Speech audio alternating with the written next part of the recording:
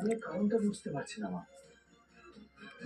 তোমার মায়ের উপরে ভরসা নেই, বিশ্বাস করো না? মা এভাবে বলো না, এই পরিবারের প্রত্যেকে তোমাকে নিজের থেকেও বেশি বিশ্বাস করে। কিন্তু যেখানে দেবলীনা বারবার আমাদের পরিবারের ক্ষতি করার চেষ্টা করেছে, তারপরেও তুমি।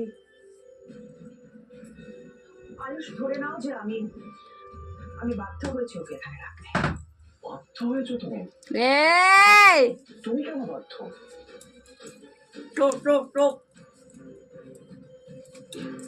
আঙ্কেল কিন্তু এখনো বাড়িতে ফেরেনি, সে এখনো বাইরে আছে।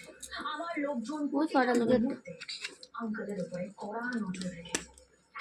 ও এদিকে আরেকটা আছে। সব শেষ।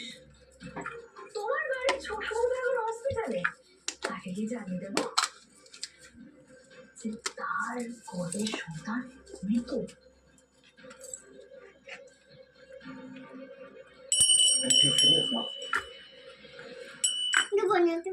আয়ুষ, ঠিক সময় আমি তোমাকে কারণটা বলবো কেন ওকে এখানে থাকতে দিয়েছি, কিন্তু এখন সেটা বলার সময় নয়।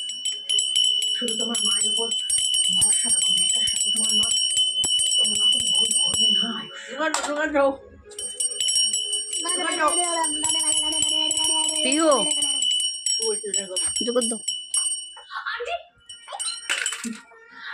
আন্টি, আমি তো তোমার বাড়ির চিফ গেস্ট, বলো তুমি আমার সাথে একটু টাইম স্পেন্ড করছো না? This is not fair aunty.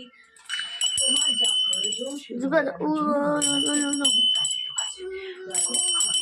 Aunty